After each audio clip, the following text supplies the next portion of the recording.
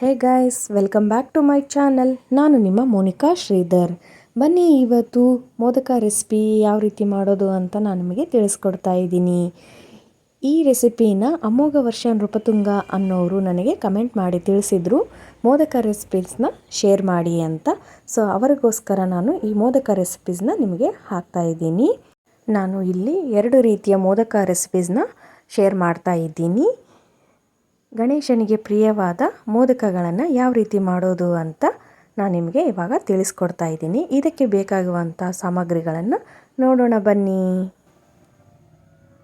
ಮೊದಲನೇದಾಗಿ 2 ಕಪ್ಪಷ್ಟು ಹಸಿ ಕಾಯಿ ತುರಿನ ತೊಗೊಂಡಿದ್ದೀನಿ. ಏಲಕ್ಕಿ ಪೌಡರ್, ಬೆಲ್ಲ, ಎಣ್ಣೆ ಮತ್ತು ಗೋಧಿ ಹಿಟ್ಟು, ಮೈದಾ ಹಿಟ್ಟು, ಸಣ್ಣ ರವೆ ಮತ್ತು ಅಕ್ಕಿ ಹಿಟ್ಟು. ನಾನು ಇಲ್ಲಿ 2 ರೀತಿ ಮೋದಕ ರೆಸಿಪೀಸ್ನ ತೋರಿಸ್ಕೊಡ್ತಾ ಇದ್ದೀನಿ. ಮೊದಲೇ ರೆಸಿಪಿ ನೋಡೋಣ ಬನ್ನಿ.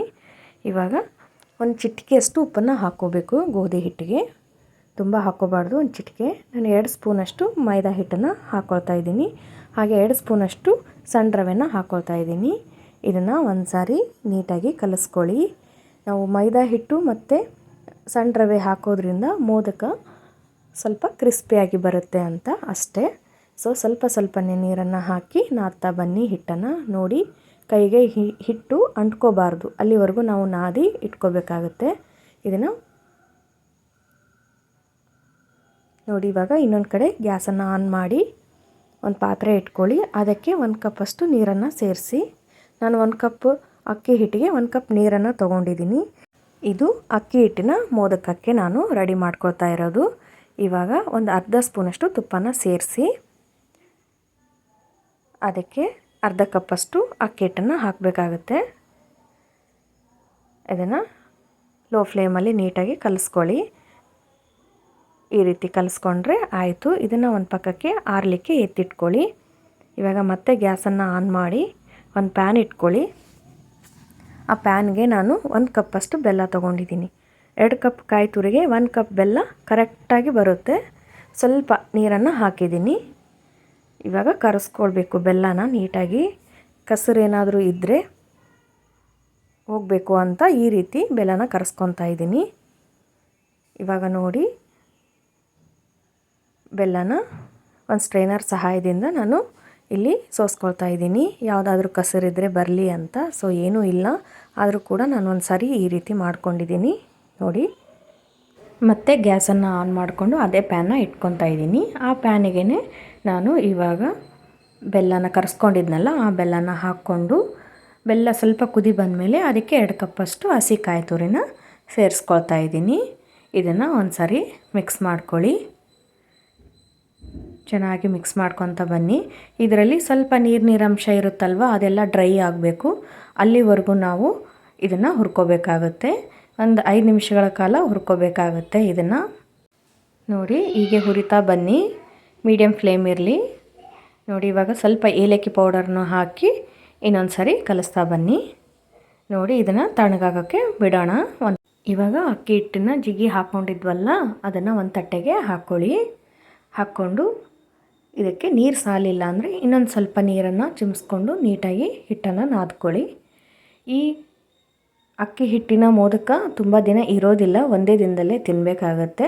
ಅದಕ್ಕೋಸ್ಕರ ನಾನು ಇಲ್ಲಿ ಸುಮ್ಮನೆ ವೀಡಿಯೋಗೆ ತೋರಿಸೋಗೋಸ್ಕರ ನಾನು ಸ್ವಲ್ಪನೇ ಮಾಡ್ಕೊಳ್ತಾ ಇದ್ದೀನಿ. ನೋಡಿ, ಈ ರೀತಿ ನೀಟಾಗಿ ನಾದ್ಕೊಂಡು ಇಟ್ಕೊಳ್ಳಿ. ನೋಡಿ, ತೋರಿಸ್ತೀನಿ ನಾನು. ಹಿಟ್ಟು ಕೈಗೆ ಅಂಟಬಾರ್ದು, ಅಲ್ಲಿವರೆಗೂ ಇದನ್ನು ನಾದ್ಕೊಂಡು ಇಟ್ಕೋಬೇಕು.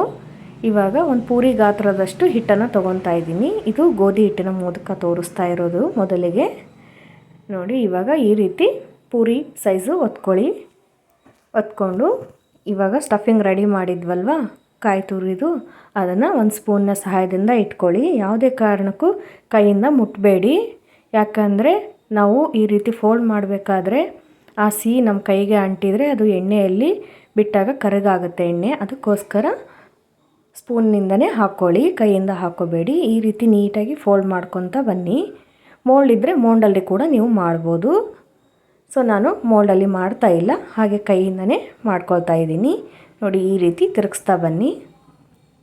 ಅದು ಎಕ್ಸ್ಟ್ರಾ ಹಿಟ್ಟನ್ನು ತಕ್ಕೊಂಡ್ಬಿಡಿ. ತಕ್ಕೊಂಡು ಒಂದು ಸರಿ ನೀಟಾಗಿ ಲಾಕ್ ಮಾಡ್ಕೊಳ್ಳಿ. ಅಲ್ಲಿ ಯಾವುದೇ ಕಾರಣಕ್ಕೂ ಸ್ಟಫಿಂಗ್ ಆಚೆ ಬರಬಾರ್ದು, ಆ ರೀತಿ ನಾವು ಮಾಡ್ಕೋಬೇಕಾಗುತ್ತೆ. ನೋಡಿ ಎಷ್ಟು ಚೆನ್ನಾಗಿ ಬಂದಿದೆ ಅಂತ. ಇವಾಗ ನೆಕ್ಸ್ಟ್ ನಾನು ಇನ್ನೊಂದು ಪೂರಿಗೆ ಅರ್ಥದ ಹಿಟ್ಟನ್ನು ತೊಗೊಂಡಿದ್ದೀನಿ. ನಾನು ಅಕ್ಕಿ ಹಿಟ್ಟಿನ ಮೋದಕನ ತೋರಿಸ್ತೀನಿ ಇವಾಗ. ಇದು ಕೂಡ ಸೇಮ್ ಇದೇ ಪ್ರೊಸೀಜರಲ್ಲಿ ಮಾಡ್ಕೋಬೇಕಾಗುತ್ತೆ.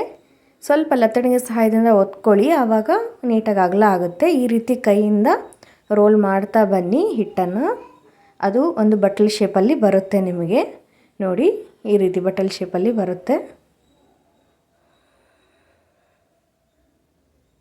ನೋಡಿ ಈ ರೀತಿ ಮಾಡ್ತಾ ಬನ್ನಿ. ನೋಡಿ ಎಷ್ಟು ನೀಟಾಗಿ ಬಟ್ಲ ಬಂದಿದೆ ಅಂತ. ಅದರಲ್ಲಿ ಇವಾಗ ಸ್ಟಫಿಂಗ್ನ ಇಟ್ಕೊಳ್ಳಿ, ಒಂದು ಸ್ಪೂನಷ್ಟು. ಇದನ್ನು ಕೂಡ ಈ ರೀತಿ ಕೈಯಿಂದ ಪ್ರೆಸ್ ಮಾಡ್ತಾ ಬನ್ನಿ. ನೋಡಿ ಇದು ಕೂಡ ಈ ರೀತಿ ತಿರುಗಿಸ್ತಾ ಬನ್ನಿ. ನೋಡಿ ಈ ಮೋದಕ ಕೂಡ ರೆಡಿ ಆಯಿತು.